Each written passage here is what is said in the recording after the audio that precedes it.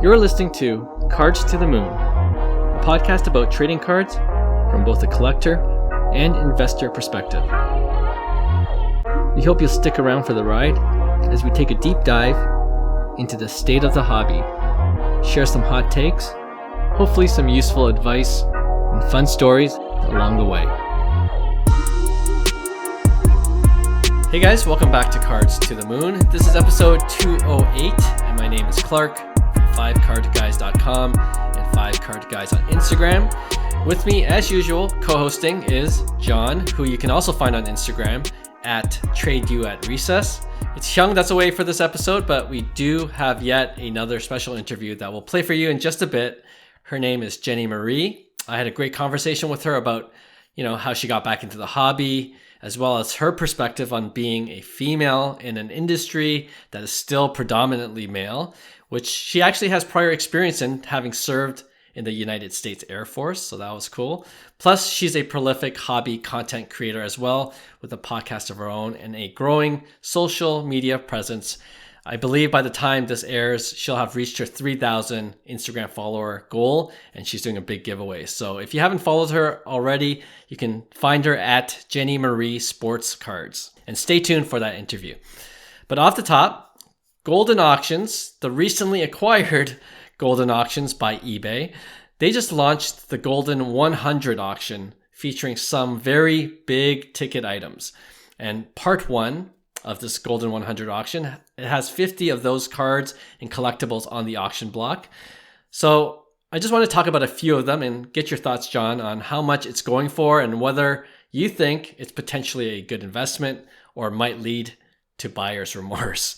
The auction does close on June 1st, so there's plenty of time to bid, and these current bid prices that I'm quoting aren't final by any means. All right, so let's start off with a big one, the one that Ken Goldin's promoting a lot on his socials.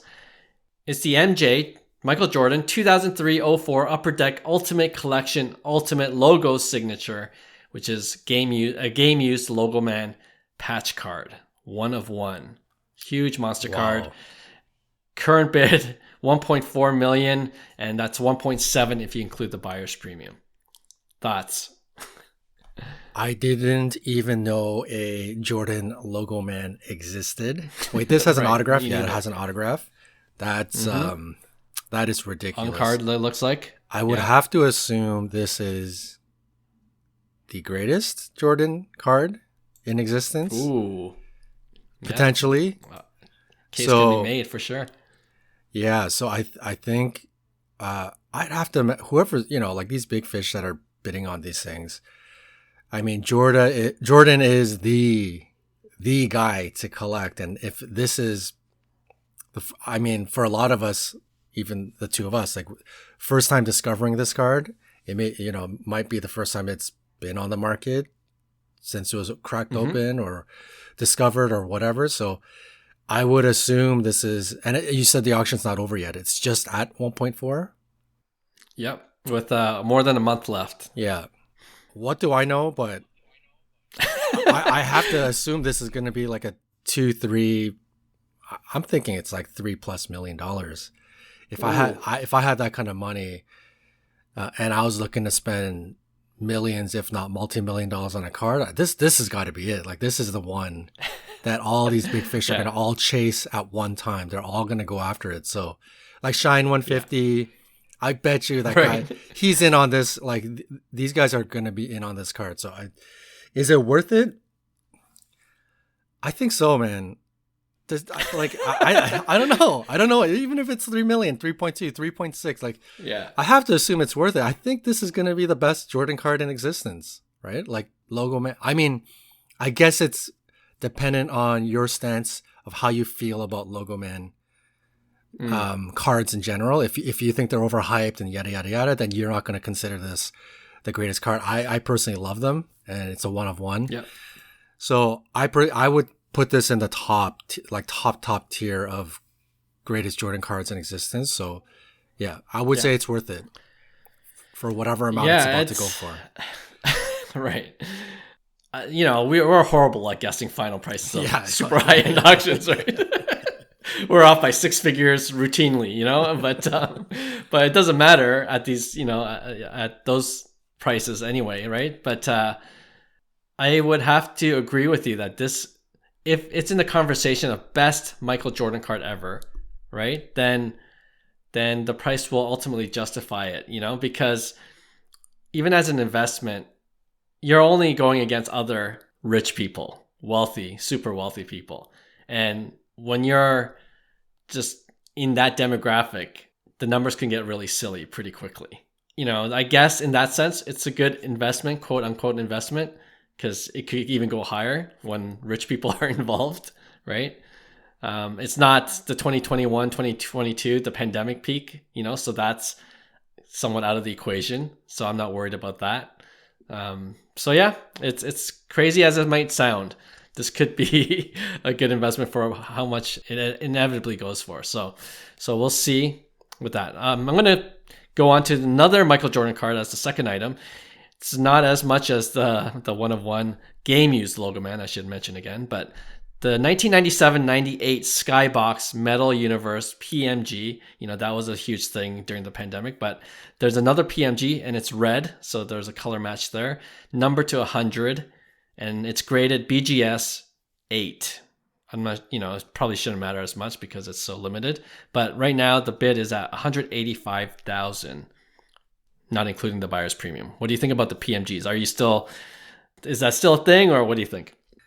It's MJ too, so yeah, I would say the hype on there was a time where PMGs were hyped, just as all those cased cards were all hyped up to the moon. Yep. That has waned off considerably, but this is the OG of OGs, 90s rare inserts. Like, this is one of the big ones, and I think this card was probably close to like a 500,000, 600,000, 700,000, maybe even more at its height. It was a monster card, and at its height it was 480,000. Yeah, okay, there you go. I'd imagine it'll probably sell for, I don't know, a lot less than that, 200, 250. It's at 185 right now. BGS 8, I think for PMGs, especially 97 PMG red, that's a pretty good grade. I've seen 4s and I've seen 5s. I think it's a pretty, it sounds crazy, but I think it's a pretty good investment. I think people can say, the PMG hype is not there anymore, yada. But the collectors of this card, they weren't collecting based off of like the PMG hype. Yeah, the PMG hype kind of spilled over into like modern day PMG stuff, like Spider-Man and yada, that kind of stuff, which got kind of there was a bit of nonsense there. But this is the OG, and I think the original Jordan collectors, like, they've always loved this card. Like, this was a card that has been expensive for a very long time. Pre-COVID, all of that stuff, like, high-end collectors were still chasing this card, and I think they would still chase it to this day because it has been a chase for forever. Like, this is a big card amongst high-end Jordan collectors. So I think investment-wise, I mean, if you're in the neighborhood to spend $250,000, I would still think it's a pretty safe investment. I don't think you have to worry about PMG hype and all of that stuff. I think it's pretty safe. And it's a BGS 8. Like, within the 100 reds, I would think this is in the upper tier in terms of grade. Yeah, you'd be right. There's a BGS 8.5 last sold for $420,000 in 2022. For context, last BGS 8 sold in June of last year, 2023, for $360,000. So I don't think it's going to reach that number. No, yeah. Right? You're probably, I'm with you, probably reaches $250,000 around there. And it's a Pop 11 for BGS 8. The highest one according to Card Ladder is BGS 9.5. And then when I first looked at it, last sold price was under $42,000, but sold May 2012. So obviously that's going to be a $500,000 card for sure. Pop 2 for BGS 9.5. But going back to the BGS 8, I guess for $250,000 is a good deal. I don't know why we're talking about this. This is like out of our wheelhouse. People are like just probably laughing at us right now. Yeah. So it seems like a good price for how iconic even this card is. I'll give you that. The red PMG from Michael Jordan. I'm just generally off of PMGs though. Like I don't, you know what I mean? And if I think you alluded to it, if I'm going to buy one PMG, if I had the money, it's a MJ, no one else. So I'll make an exception for this in this case. All right. I got a few more. Not surprisingly, a lot of these Goldin 100 auctions have MJ featured in it. Obviously, he's the marquee guy in the world of collectibles. So, but this one is interesting because there's a complete set of the iconic 1986-87 basketball Fleer set, and it has almost all of the 132 cards. The one missing, of course, is the MJ number 57 in PSA 10. But everything else, the rest of the 131 cards in that set, graded a perfect PSA 10, and that's currently going for $110,000 with, again, more than a month to bid for. So is this something that you think might have appeal to maybe even a broader audience than the two cards we just spoke about? Wow, that's pretty cool. So the 131 PSA 10s minus the Jordan currently at 110. I can't remember who we were talking to back in the day. It might have been Refractor Jones or one of the OG guys talking about how could have been Cajun. Yeah, it might could have been Cajun Cardboard. Yeah. Right. Because he's an MJ. How hard it is for some particular cards. Like you will see, I don't know, Johnny Moore. Yeah, exactly. Like a random dude, but his PSA 10 is like $20,000 because there's a pop of 11 or something. And exactly. Yeah. That particular card was always sort of not printed properly or whatever. There was always like an error, like a reason why a certain card didn't get a better gem rate than others. I think this, if you are a hardcore collector and like a PSA 10, a perfect condition. Are there full sets? I'm just assuming there's a couple of full sets of PSA 10s out there. Yeah, you know what? While you're talking, I was just doing a quick Google search, and Goldin actually sold a complete one with all 132 cards for $390,000. That includes the buyer's premium. So wow. $390,000 with the MJ. And I'm seeing when this sold. It sold September of 2023. So there's your kind of ballpark. If you do what's that, 110,000 right now, without the buyer's premium, and the last MJ PSA 10 sold for around 200,000, let's just say. So you're getting close to that number now. So I'm sure that 110 won't go up as much. It's kind of nearing the top. I'm curious, according to last year's comp. I'm curious as to why this one in particular has a Jordan missing. That's a good question. Because I'm sure whoever had this probably had the full set and separated the Jordan, right? Yeah. Or maybe he or she just wanted to keep the PSA 10 Jordan. Maybe. And just... Because now I'm trying to wrap my mind around the question of, is this a good investment? Right. Because whoever bought the set or assembled the set may have thought it was a good investment, and maybe they had some difficulties or whatever, and thinking only the Jordan's going to go up and the rest of the cards are not good. I don't know. Like, that's what I'm more curious about. So I think of everything you've said, so I think it's super cool, number one. And I think if you are a high-end collector and you've always been looking to try to complete the set and you have the money to do it, here it is. Like, buying the Jordan is the easiest part, aside from the money. Yeah. Assembling the actual collection is, some people will test extremely, extremely difficult because, like we said, Johnny Moore or particular cards, they don't come on the market, right? So the heavy lifting has been done here, and I think this is just going to go to collector. If of all the ones you've listed so far, is this a good investment? I'm not going to say no. I think the value would still be fairly solid. You probably won't lose money. Is it going to grow in money and be substantially substantially more in 5-10 years? Maybe, maybe not. So I'm gonna say 5149. Is it a good investment? No. For that kind of money, I'm gonna probably say no. Yeah. But super cool. If you're looking to complete if you're a big fish looking to complete the set, this is what you should be going for. Yes, absolutely. But investment wise, I'll put my money somewhere else. Yeah. You know what? I'm going to make this short. I agree 100% with you because, just as I was sharing, last year's comp, I think it's just going to finish around the same. So I think we're at the number where, high-end collectors that just want to have this as a set at home to display, that's who it's going to. It's not going to be another flipper in a year to hope that the complete set goes on, a tier in terms of pricing. But yeah, I think it's going to be going to a collector, and it's just going to definitely be a cool thing to have in your home if you can afford it. So I'm with you. I don't think it's going to go up by that much. And it's probably going to go to a true collector's home that can afford it. All right. I want to bring this up because it's kind of similar, but I personally have a different take. I'm curious to see what you think.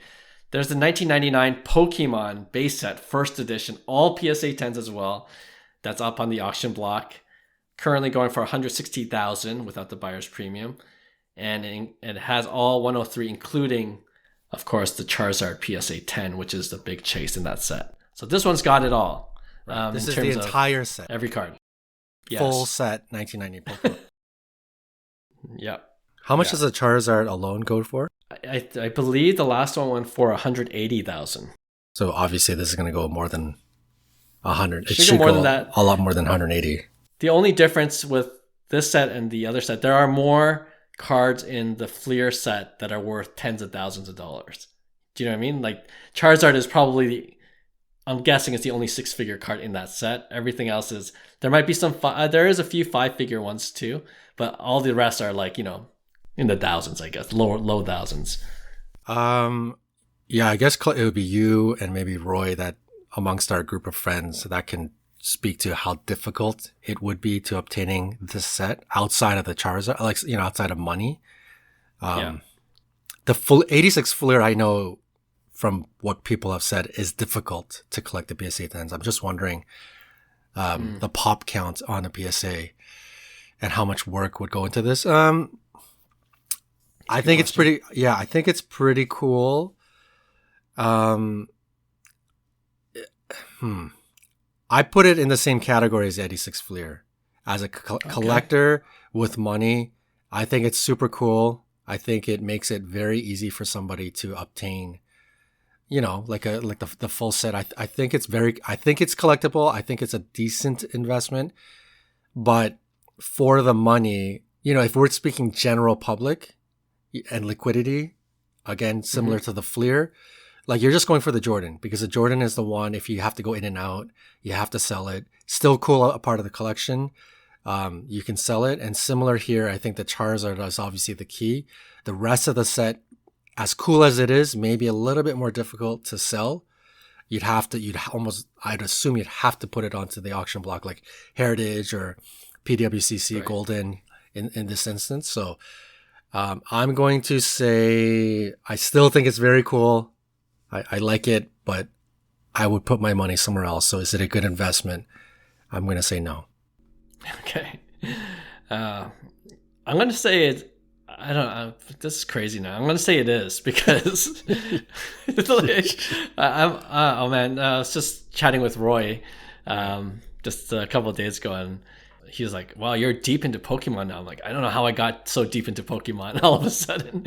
So like, I've been enjoying learning about and researching it, but it's a slightly younger demographic, right? Like the people that will want this.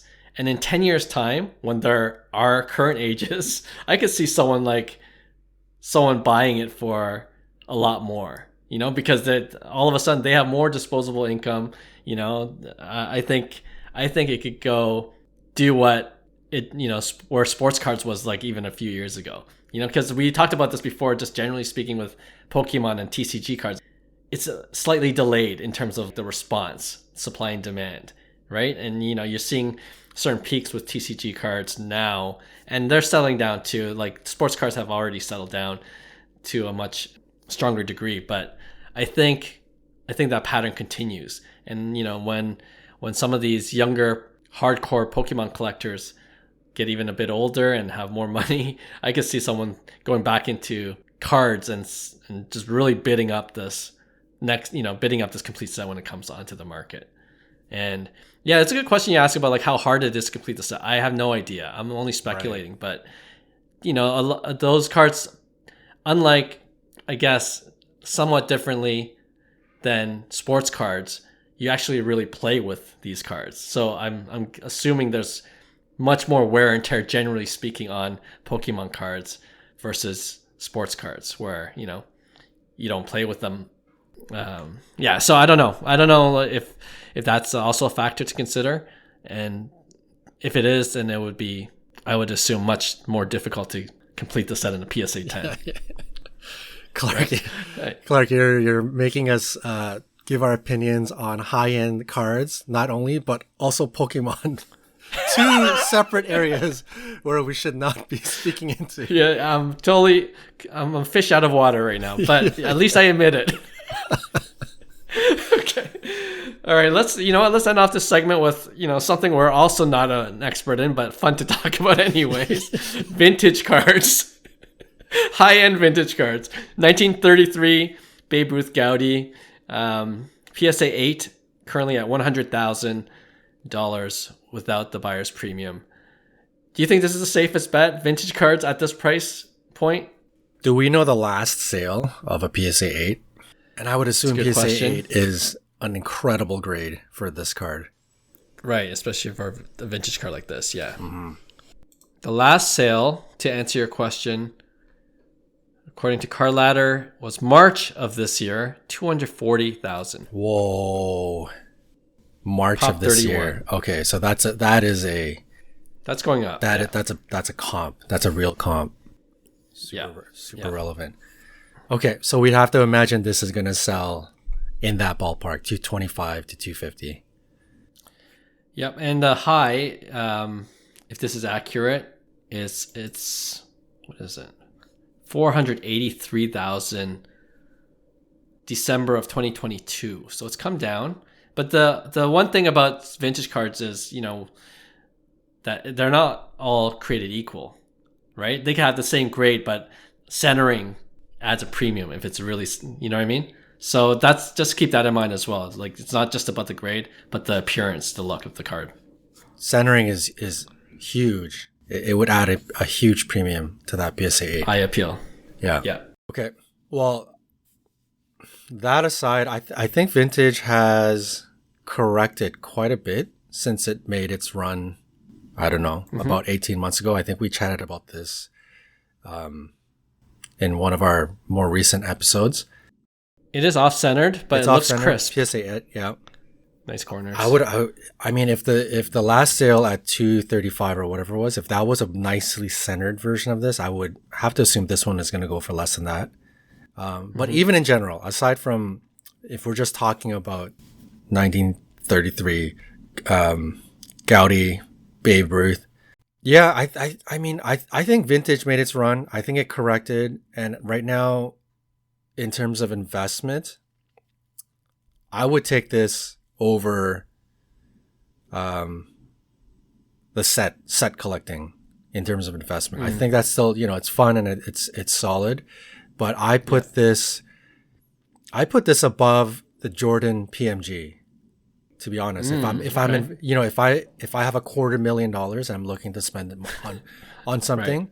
Like obviously the Jordan PMG, it's to a certain collector, like hardcore Jordan collector, hardcore 90s insert collector, yada yada yada. But overall, I think in terms of the money spent for investment, like the 93 Goudey, the 52 Mantle, there are certain cards that go beyond just talking about GOAT conversations and who are the best. Right. Like these cards are now artifacts. They're pieces of art that you display proudly, right? It can almost transcend like sports card industry. Like, I don't know. I feel like these are just Yeah, I think people are starting to put them on its own pedestal of like vintage art. So I think it's super safe. They're not all created equal, but I still think for the money, yes, I'm gonna say yeah. And who's we know nothing, but my personal opinion of somebody that's a small fish, I'm gonna have to say it's a good investment. Yeah, I can follow everything you mentioned. I think it'd just be more fun to invest in sets to show that off. But 100%. these are more vintage cards are more, almost like mutual funds, you know what I mean? Right. Like they maybe won't see that big potential spike as the other cards would, but there's also less of a risk in my opinion. So, Right. I'm looking at the last Babe Ruth PSA 8 that sold for 240,000 and it's pretty well centered. So I'm assuming that this will go for less than 240. I'm just showing it on the screen for you too, and it looks nice. Yeah, and it has a lot of color. Like this Babe Ruth 1933 Goudey has a lot of color, and I could see someone really wanting to add this to their collection. But yeah. All right, that was a fun discussion. Well, if anyone has anything to say about what we said and you're like, Clark, John, you guys have no idea what you're talking about, we'd love to hear from you still, okay? Just message us and maybe we can bring you on as a guest of a future episode to talk about some of the things that we just mentioned, especially on the high-end side of things. So anyway, with that, let's play now our interview that we had with Jenny Marie Sports Cards. All right, we have another special guest on the podcast who I'm excited to have a conversation with about the hobby.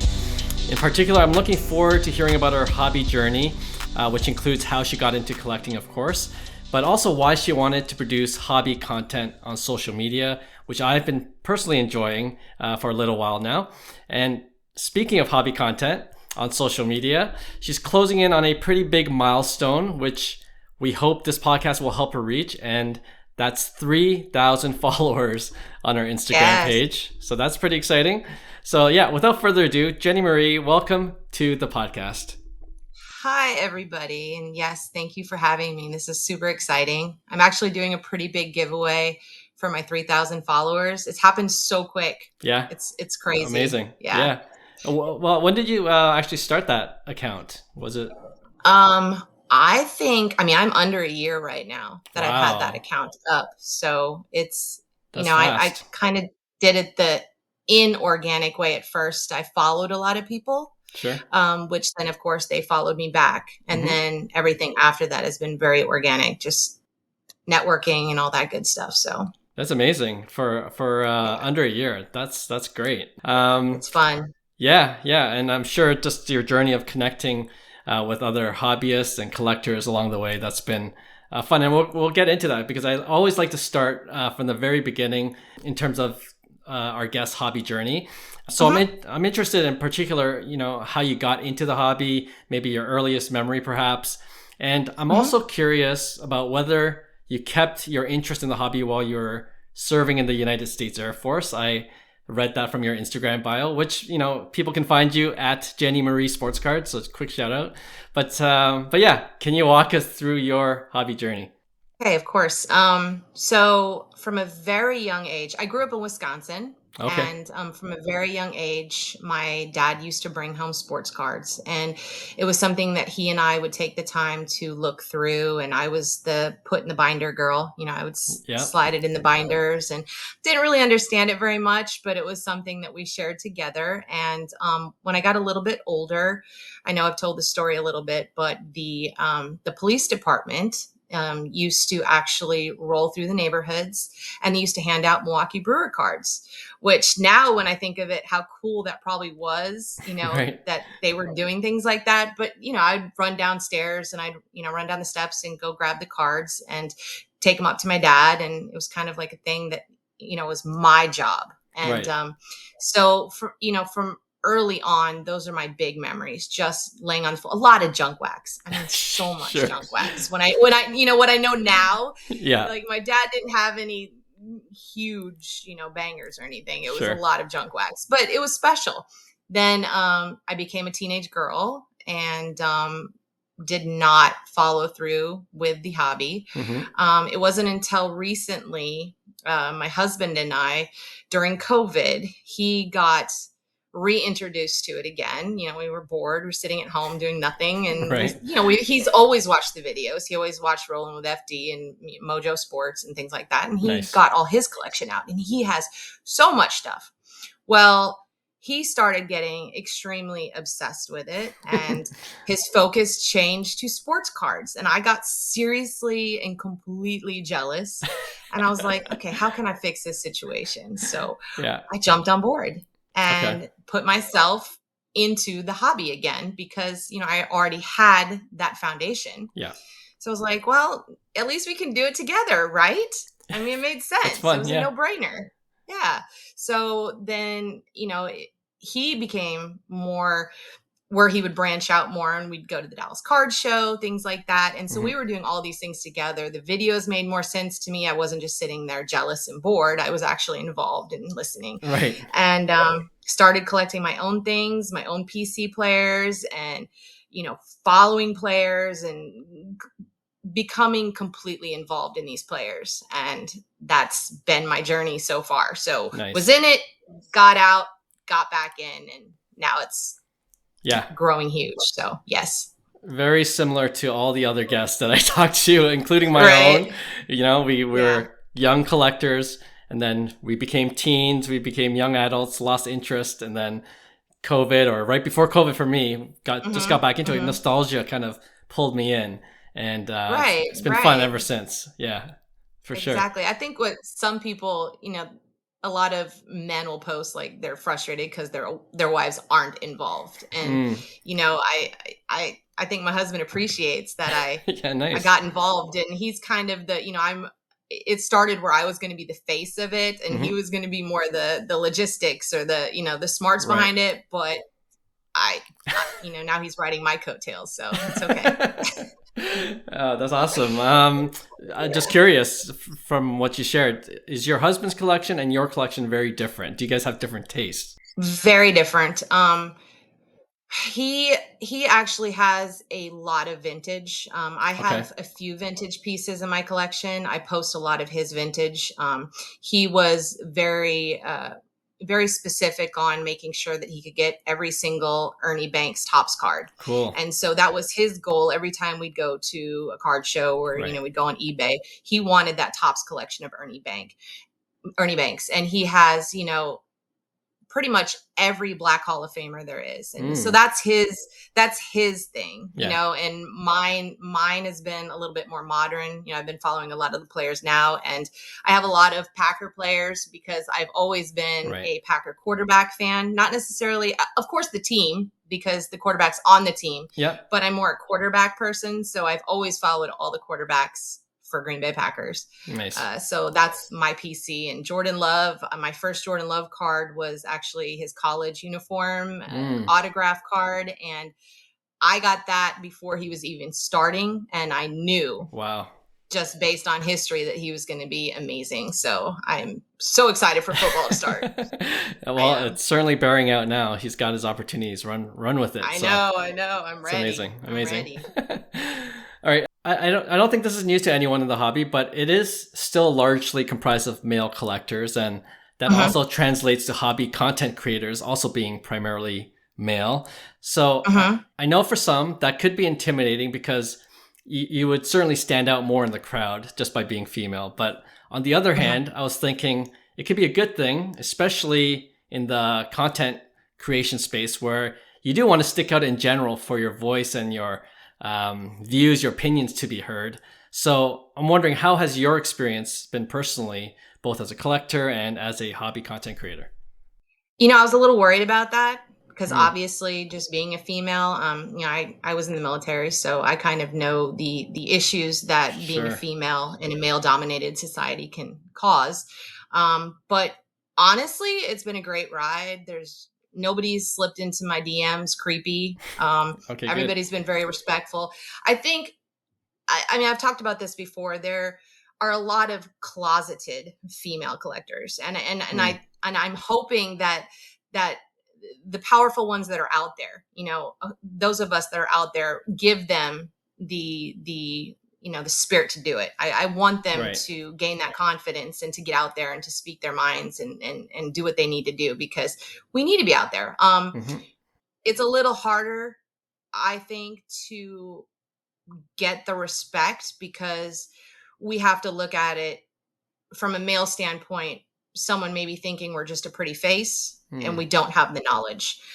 Do I have all the knowledge that my husband has? No. Do I have all the knowledge that you have or that Mojo Sports has? No, not yet. Right. But I'm learning every day, just like you guys are, right? Yep. So I think there was that respect issue at first, just to make sure that I wasn't just like some girl just trying to be cute on the internet. Yeah. I mean, you got to know your stuff a little bit. So, gaining that respect. But honestly, everybody has been so welcoming, so open. I made a post not too long ago because someone did say something frustrating to me, like I must get a lot of free stuff, and it irked me. So I made a post, and the replies that I got on that from men was just so positive, and like, keep doing what you're doing, keep being you, don't stop, don't worry about the haters.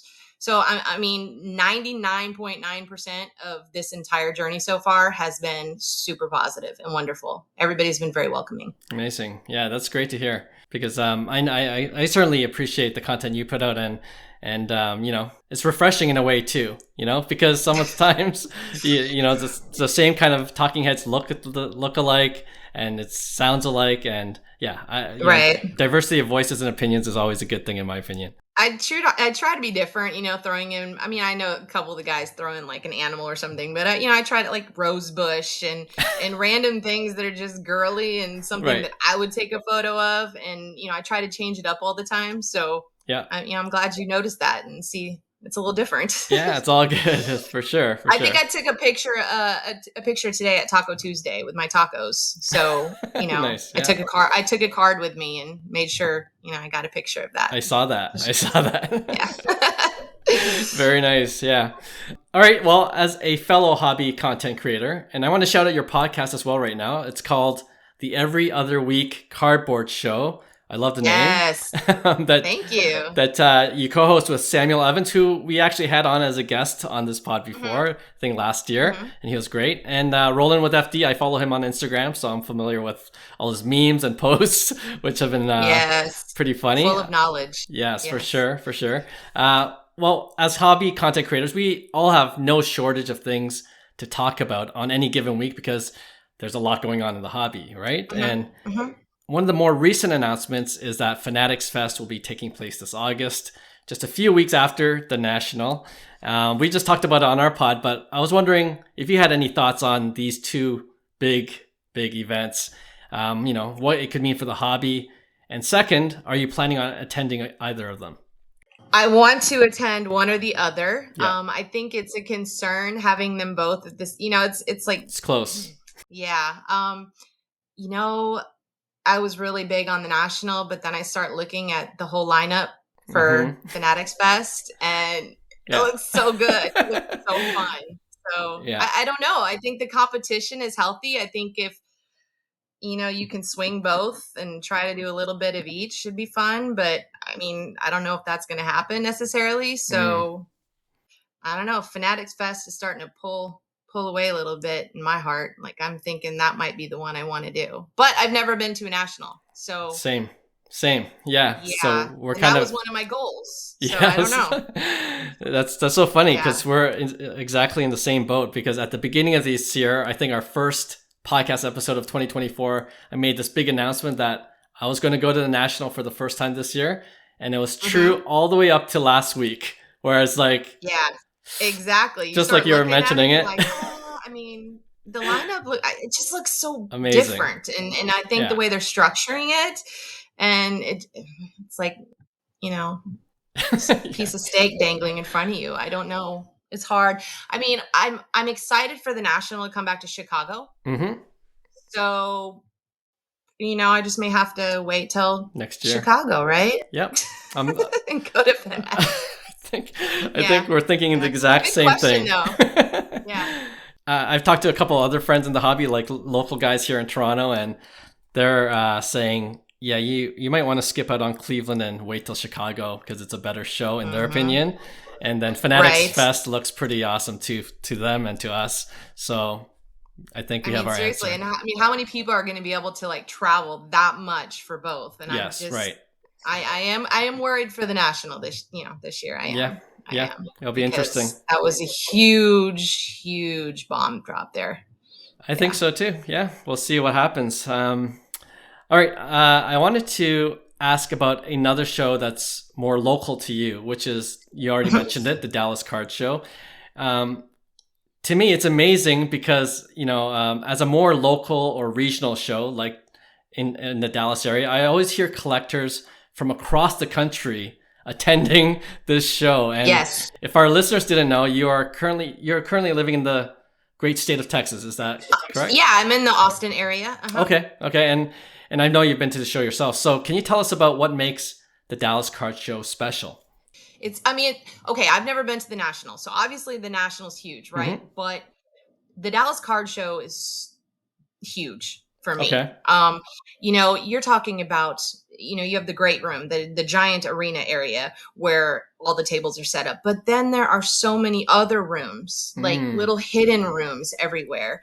And so there's maybe 7, 8 little hidden rooms. And you have to go for at least 3 days, Right. sometimes 4, to really get everywhere and to really get a good look. But I think what helps is the promoting was so good with it that because you do get all the people there, it's the people. That's Right. where I met Mojo Sports for the first time, Jay. It's where you kind of get to hang with all the people that you watch and you follow. And so Right. that's great that you get that bunch of people in there. It is. But Texas is just better. It's just a good place. That's my stomping grounds. I love the Dallas Card Show. Nice. And the guy that started, they have a local card shop there in Dallas. Okay. And that's the people that started it. And I think that was goals right there, right? Like, let's start a card show. And there's so many people. I think last time I went, it was actually busier than the time before that. So, Okay. But it's a good place to be. It really is. Everyone's so friendly. There's so many vendors. Yeah. So many good cards. And like I said, it is days and days worth of stuff. I got to make it to the Dallas Card Show one day then, I think. Oh, you do. And it's Dallas. There's so much to do there anyways and to see. And, you can explore. Yeah, it's beautiful. Sure. Yeah, no, I'm excited to hear that. What kind of cards? I know there's a lot of cards. And up here in Toronto, we have the Toronto Sports Card Expo, which is the biggest show in Canada. Pretty bad. I've never been to a national, so I can't compare it either. But right. Up here it's mostly hockey cards. Not surprisingly, because we are Canadian, we love our hockey up here. But right. In the Dallas Card Show, what are most of the cards? Are they of one sport, or are they pretty diverse? Oh no, it's very diverse. It's even non-sports items. Wow.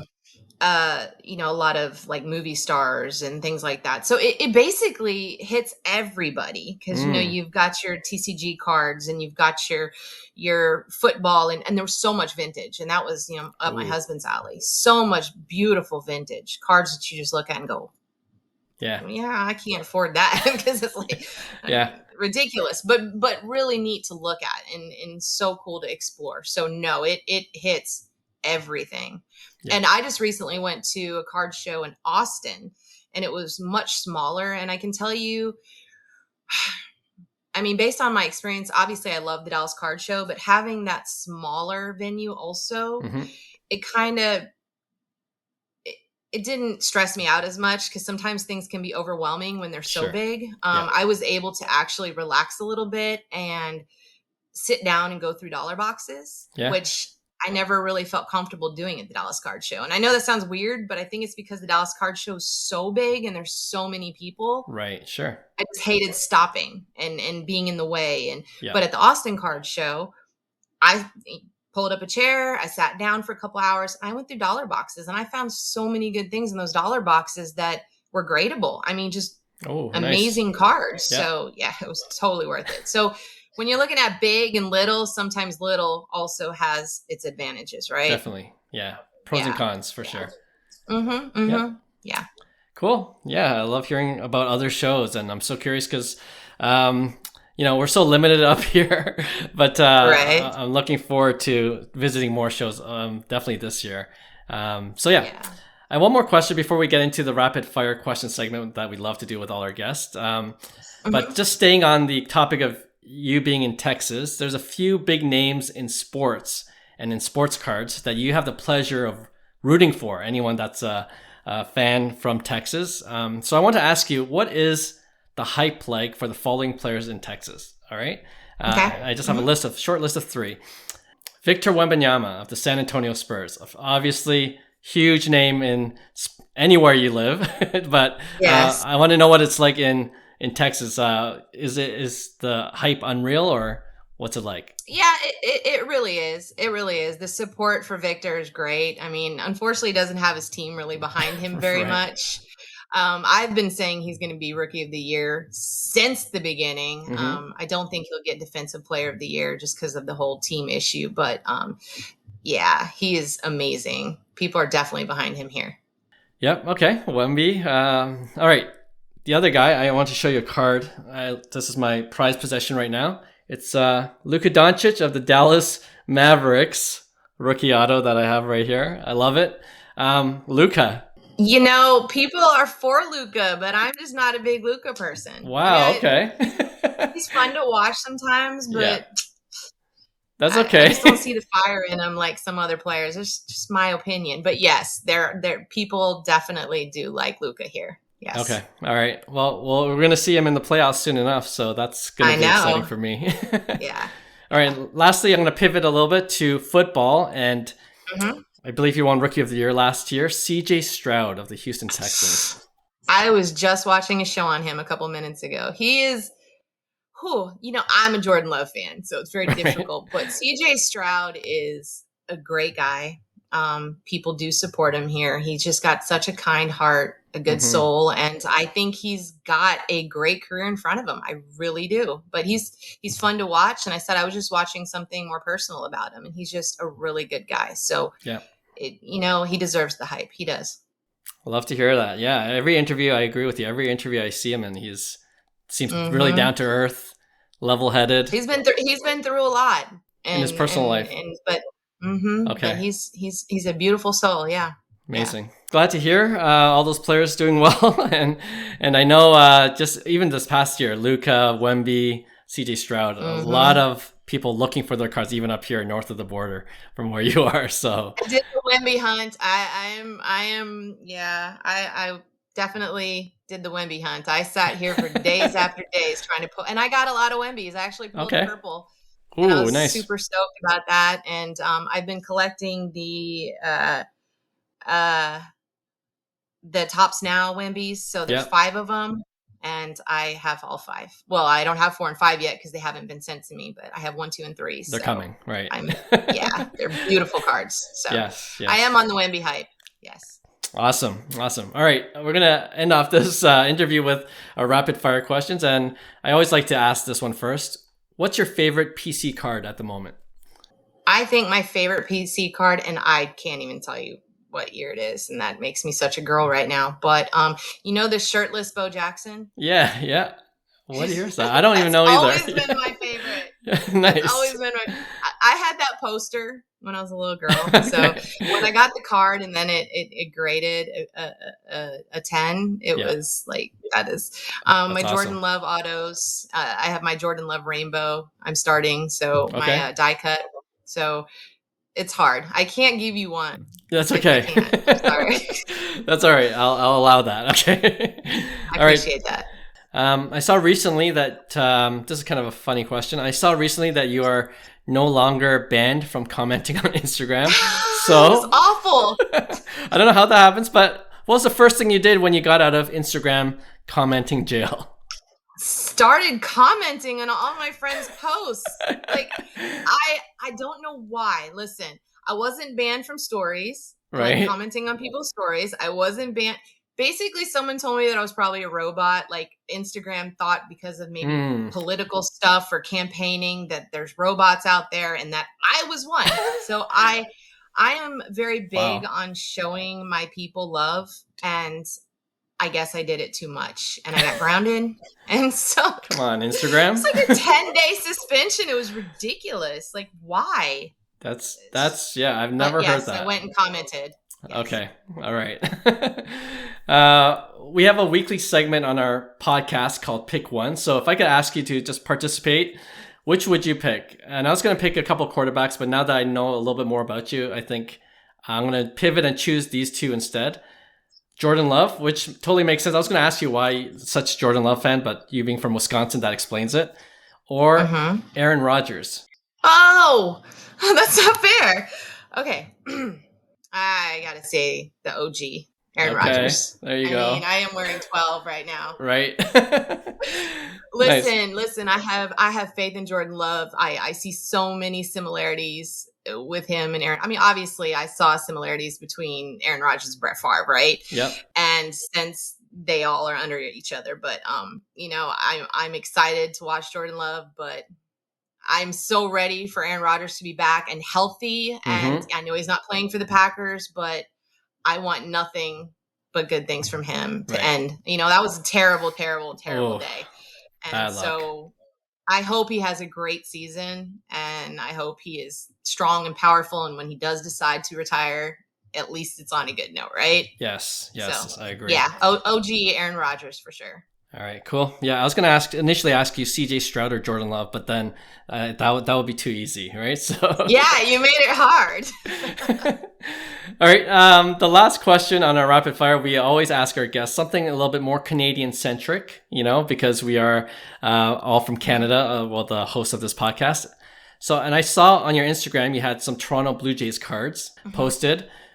Who would you say is your favorite Toronto Blue Jay to collect, if you have one? Oh, I don't know. I don't even know if I have one. Okay. You might have to edit this segment of the show. No. I saw Boba Fett. That was nice. So I actually call him Boba Fett, right? Okay. And that You're was a Star for Wars my fan? husband's car. Okay. Yes, I am more Okay. than Toronto, right? Yeah. So that was actually my husband's card. And so when he would talk about him and he'd bring him up or he'd show me his cards, I'd be like, Boba Fett? Like what? And so now when I post any of his cards, I make sure I say Boba Fett, and I put the Star Wars music to it because that's just who I am. That's a great story. Thanks. Another thing about you. I saved myself on that one a little bit. You did. Oh my gosh. Jenny Marie, thank you once again for coming onto the pod. I appreciate your time, and I had a great time talking with you today about the hobby. Thank you so much. This is great. I appreciate it. I'm honored that you even wanted me here. Good luck to 3,000. By the time this airs, I think you might reach it already. So good luck with crossed. that. Yes, thank you.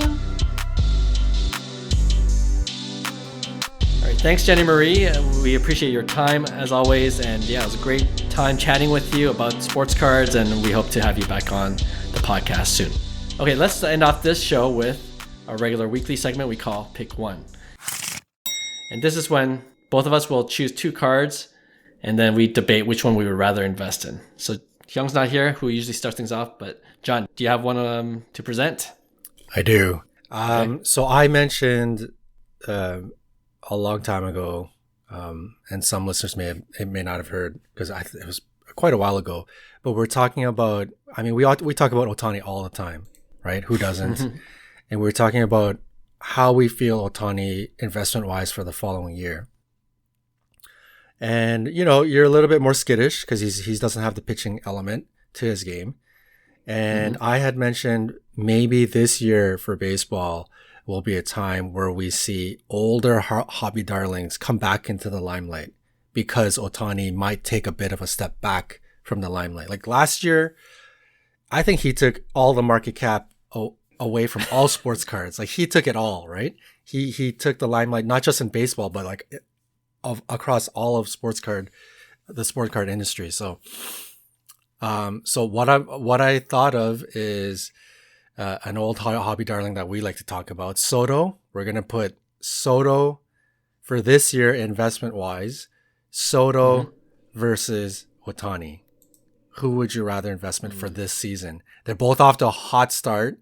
we were talking about how, Ohtani may be out of the limelight this year because of only the batting perspective, but he's killing it. So Yeah, he may not come out of the limelight. So maybe, I could be dead wrong on everything that I mentioned. But for some context, in the base world, the lower end cards, Ohtani is approximately 2 times more than Soto, give or take.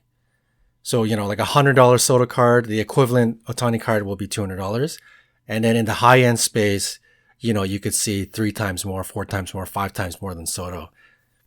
Yep. But yeah, Soto versus Ohtani this year only investment. Yeah, you know what? You already answered my question because I was trying to look for the Instagram post that I saw recently. I can't find it right now on MLB's site, but Ohtani is killing it offensively. It's like, oh, he's a pitcher. It doesn't matter. You hit 3 doubles the other day. He's number 1 in a lot of these metrics already from season to date. So on that regard, I've been patiently waiting for prices to go down, and it hasn't come down for any of the cards that I really want from Ohtani. And Soto's been doing well, of course. It's not his usual start where he's super slow. He's been really right out of the gate. So that hasn't seen a dip either.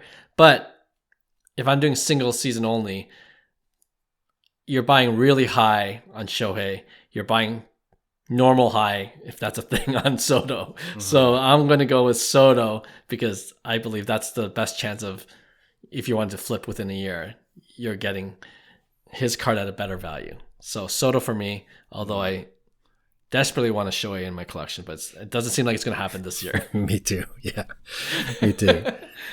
I am on. That's going to be 2 for Soto. I think Soto's cards have corrected quite considerably versus when he was at an all-time high, and obviously it had a lot to do with his production. And I think this year, hopefully, cross your fingers, he's going to come back to what everybody believed in him. Well, like, he's going to do Soto things this year. Clearly, he's off to a hot start, and hopefully can keep it going. So yeah, I am going to pick Soto because in terms of investment, 1 year, he has the opportunity for pretty decent volatility to come back up and to sell. Mm-hmm. That being said, though, I think what I said about Ohtani being out of the limelight because of the pitching aspect, I think I was honestly, the more I thought about it, I think I was dead wrong about that. Because okay.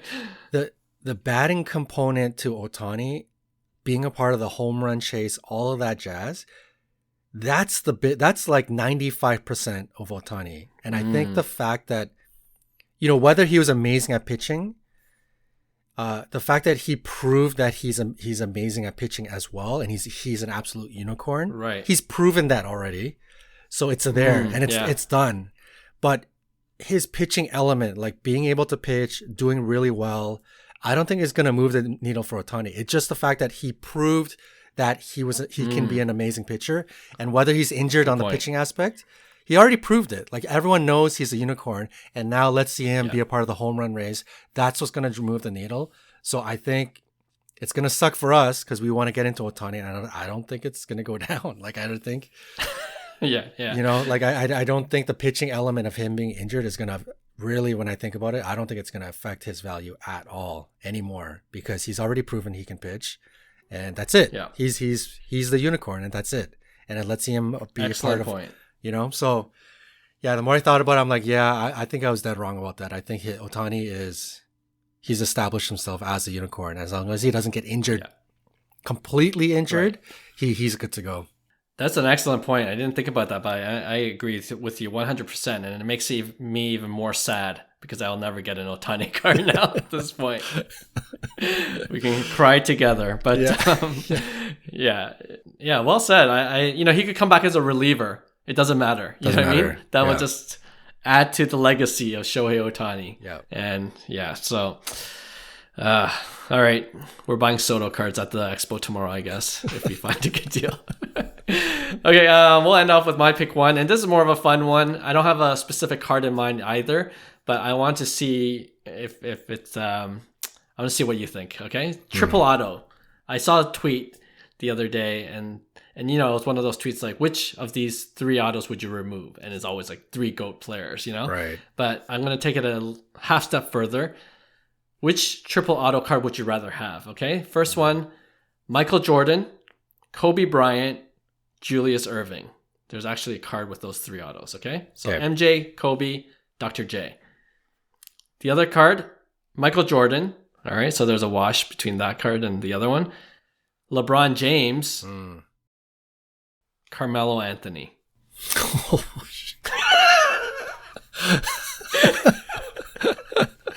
Like, Melo's a good player, but you know, you got to compare it with the other. Yeah.